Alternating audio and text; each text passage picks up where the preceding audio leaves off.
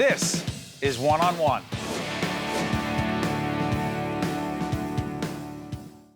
It is our honor and pleasure to introduce the 2016-2017 New Jersey State Teacher of the Year at the NJEA convention here in Atlantic City. She is Argine Safari. First, congratulations. Thank you so much. Thank you. What was it like when you were told that you were, in fact, the Teacher of the Year? Oh, it was all sorts of emotions. I was super excited. I couldn't believe it. I felt truly honored and blessed, and also a little scared of the amount of responsibility that this brings. Argine came to the United States with a husband in 1994, immigrated to the United States from Moscow. Describe coming to this country in 1994. First of all, you had been in love with music since you were 6 years old. Yes, I studied music since I was 6, professionally actually. And when I came to this country with my husband and my newborn daughter, it was a pretty scary experience because I was a refugee and I was really hoping to find freedom and, you know, all the dreams of becoming an American and taking advantage of all the opportunities that are here. And we really didn't have anything. There was really no money, no connections.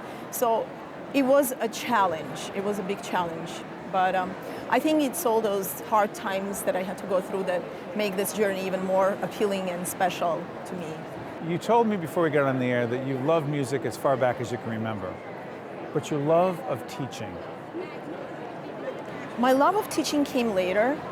I always thought I was going to be a performer. I didn't think I would be a teacher. So when I came to this country, I was trying to find myself, looking to do different things. I went to school to study language, ended up getting another degree in finance and business. And while I was at school, I had different gigs and jobs as a musician, and I realized how much I loved doing it. And after graduating from college, I actually started to work in business. Actually was on Wall Street for a little bit, and meanwhile I was doing these different things and directing musicals. And when I finally did a direct musical with a high school level, I fell in love with the experience of just working with these kids and making them feel special about themselves. And that gradually transformed me into wanting to do music, teaching. But I think the final moment was when I met this young girl in 8th grade, and she lost her father to 9/11, but she wanted to be a professional musician. And I decided to help her to get into this top performing school in New York City. And I was working with her to prepare her for this experience. It's a non-tuition free school if you get in. And she got into the school, and I can't tell you how I felt when she got into the school. It was nothing compared to any of the performing experiences I had. So I think that's when I knew. And I decided to just become a teacher after that, and I never looked back. It's got to be very rewarding for you. Absolutely. There is no way I can describe the feeling when you get those kids to... Well, when they come to you and they say that, you know, you changed my life, you transformed me, I want to do what you do. I never thought I would be looking at the music or listening to the music the same way. That's it. That's why we are in this profession. That's why we do what we do. And the passion that I transform to my students, I transfer my love for music. I cannot imagine doing anything more rewarding. You can. So you could perform at Carnegie Hall. You could perform at the most extraordinary venue with your beautiful music because you are so talented, or you could transform the life of a young person and have them say, I've been turned on to music in a way I never could have imagined. I want to pursue a career in music. And you would choose the latter? Absolutely, because you are changing someone else's life, because you are leaving a legacy, because these are the people who will come and tell you that you had an influence in their lives. Yeah. And I don't know how to explain this, but yes, the performing experiences are great. You reach out to the audiences. You make them feel different. You make them think about something differently.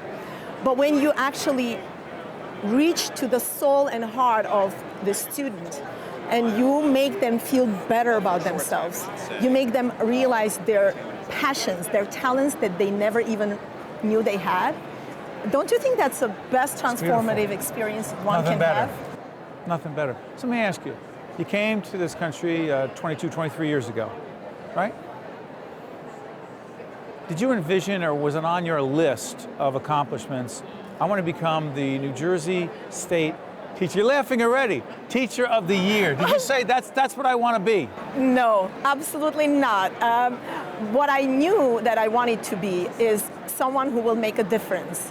I knew that. I wanted to make a difference. I wanted to do something for the community and for this country, because anyone who comes to this country and takes advantage of those opportunities is blessed to have this incredible country and to be able to really, explore those opportunities. I never had an opportunity like this. Sorry for interrupting. Would you have not had, I don't want to be overly philosophical or political, but when you were in Moscow, or if you were there today, you don't know because you're here in the United States doing great things, would you have been able to make the difference that you are making today here, back there?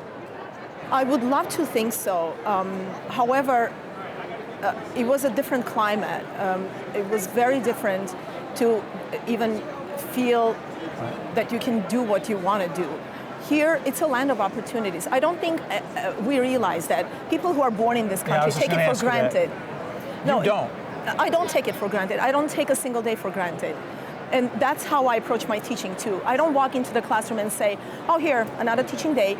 I actually take every day to use that as an opportunity to do something special. As the Teacher of the Year in the state, as someone who's made a difference in the lives of many, I want to thank you on behalf of all of us who have children in public schools, all of us who have children, thank you, all of us who love music. But the other thing I'm going to ask you is this: what's the number one lesson you've learned about being a leader? The best thing about being a leader is being able to inspire people. If you're able to inspire other people, that is the best leadership one can ever imagine. It's not a position, it's not a job, it's an ability to influence other people and to make them better, and to inspire and to lead them in the best way that you can, and to make them believe in themselves more than they can possibly imagine. Congratulations, keep doing what you're doing. Thank you, Steve. Appreciate it. One-on-One with Steve Adubato has been a production of the CAUCUS Educational Corporation, celebrating over 25 years of broadcast excellence. Funding for this edition of One-on-One with Steve Adubato has been provided by Wells Fargo, New Jersey Resources, New Jersey Sharing Network, Adler Aphasia Center, the New Jersey State Nurses Association, and the Institute for Nurses, the Healthcare Foundation of New Jersey, and by Partners for Health Foundation. Transportation provided by Airbrook Limousine, serving the metropolitan New York, New Jersey area. One-on-One with Steve Adubato has been produced in partnership with St. Joseph's Healthcare System.